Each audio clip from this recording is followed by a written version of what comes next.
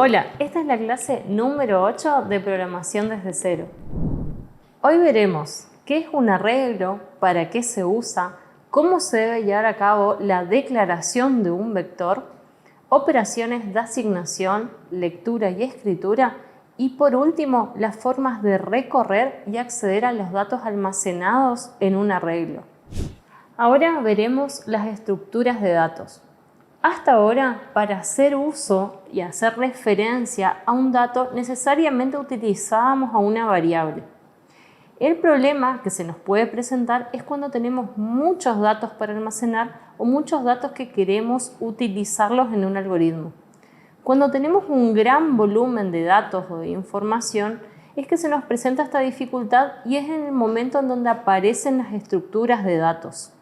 Las estructuras de datos son un conjunto de variables relacionadas entre sí, las cuales poseen un mismo tipo de dato, cuentan con una cantidad finita y ordenada de elementos y mantienen un orden, permitiendo su correcta identificación, es decir, la correcta identificación de cada elemento.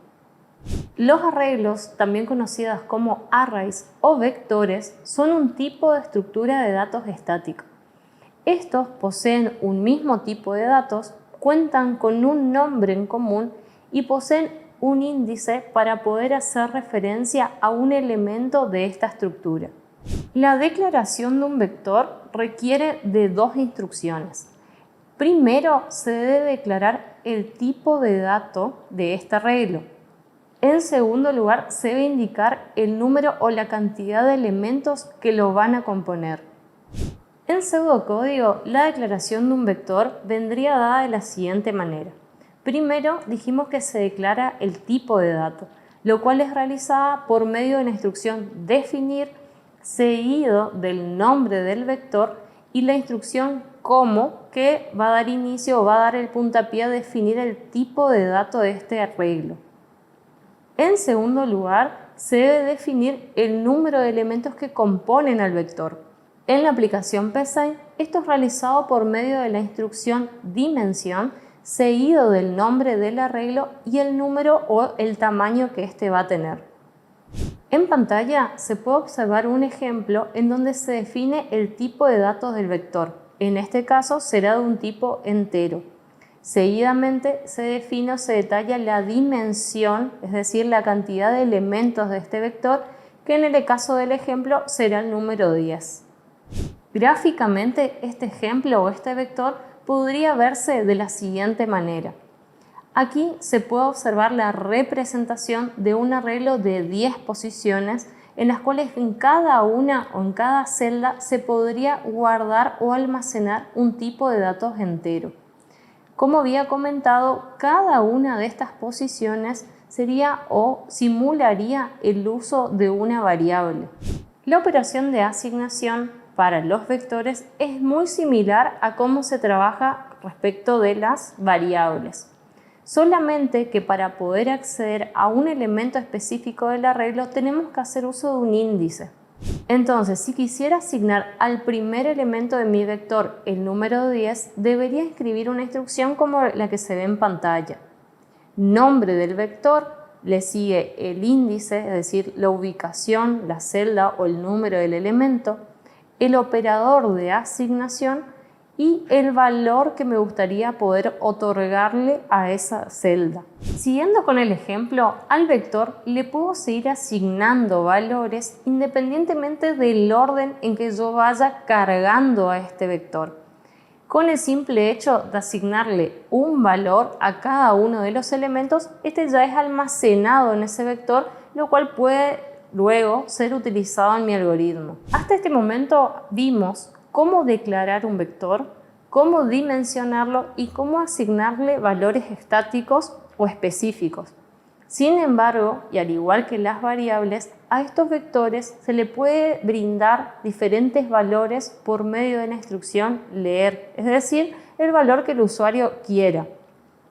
Por otra parte, también se pueden mostrar por pantalla cada uno de los valores almacenados en estos elementos o en cada una de las posiciones de mi vector, lo cual es realizado por medio de la instrucción escribir. En este caso, se grabó en la posición número 4 de mi vector el valor ingresado por el usuario. Del mismo modo, se puede mostrar el contenido de ese elemento por medio de la instrucción escribir. Ahora veremos el acceso secuencial y recorrido. Para completar el encuentro es importante que podamos conocer el modo en que estos vectores pueden ser recorridos, ya sea de forma parcial o total, y por supuesto nos puedan ser realmente útiles. Para poder acceder a estos datos grabados o almacenados en nuestro vector, hacemos uso de las estructuras repetitivas que ya estuvimos viendo en las clases anteriores. En pseudocódigo, el modo más común de poder recorrer un vector es por medio de la estructura repetitiva para. En pantalla van a poder observar un ejemplo muy sencillo, en el cual se exponen los principales conceptos que vimos en este encuentro. Podrán observar cómo se define un vector y el contador requerido en la estructura repetitiva. Luego, cómo se lo dimensiona, es decir, cómo se especifica el tamaño que quiero que tenga ese vector o ese arreglo. En este caso, se definió que el arreglo se componga de 5 elementos. Seguidamente, podrán ver que se utilizaron dos estructuras repetitivas. Una que lee los datos ingresados por el usuario y otra que muestra en pantalla cada uno de los valores ingresados. Quizás se estarán preguntando cómo mostramos cada uno de los datos almacenados en ese vector. En este caso lo podemos hacer por medio del contador definido. Van a ver que en cada ejecución ese contador es incrementado y por lo tanto va pasando por cada uno de los elementos que componen al vector.